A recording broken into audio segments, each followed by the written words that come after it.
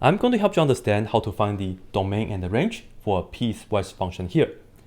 Well, a piecewise function is just a function that's got conditions. This right here is saying if x is less than or equal to -1, we do this. But if x is greater than -1, then we do that.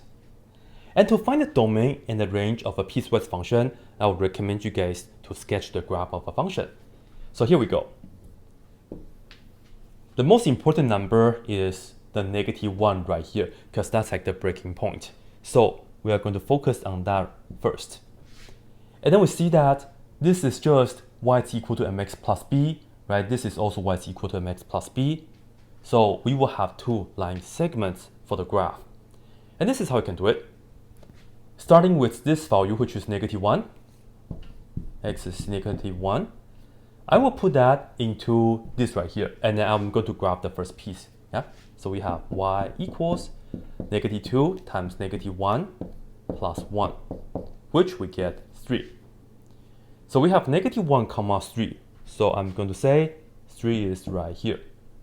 And we will have a solid circle because we have an equal sign here.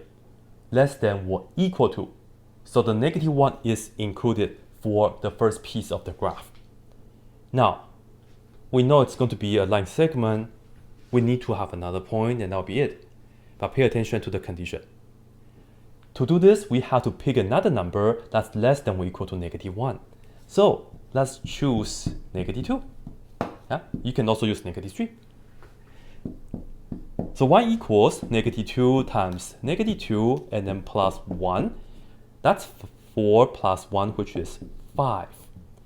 So if we have -2 and then we'll get to 5, let's say it's right here.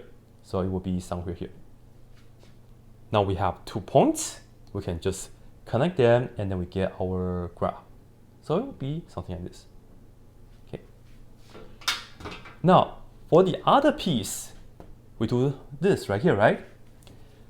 Again, we will still have to use -1 for the x. So right here, when x is equal to -1, y is equal to, put -1 in here now, this is equal to 2.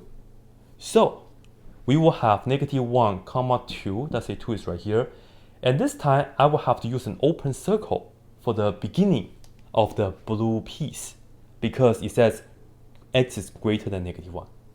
Right? So it's not including the -1 for the beginning of the blue graph. Let's have another point. Let's pick a number bigger than -1. Let's say 0. Y is equal to 0 plus 3. So this is 3. Well, this is positive slope, so we are going to go up. And then x equal to 0 is included because anything bigger than -1, it's only -1, that's not including. So this is a solid circle. And then 2 points. Start right here, connect it, and then you are done. Now, be really careful. Domain and range. Firstly, this right here keeps on going all the way to the left. Likewise, this right here keeps going all the way to the right. When x is -1, the function is defined to be 3. Notice f of, so let me just make a note. F of -1, this is equal to the closed circle 3. So in fact, you can use any x value for this function. So the domain is -infinity to infinity. How about for the range? Range is the set of all possible y values. What's the smallest y value that we have right here? It's right here too, right? Because you can look at this right here and then go up all the way. So we begin at 2.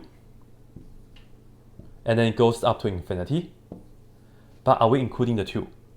No, because this is an open circle, so we are not including the 2. And then for infinity, you always use parentheses.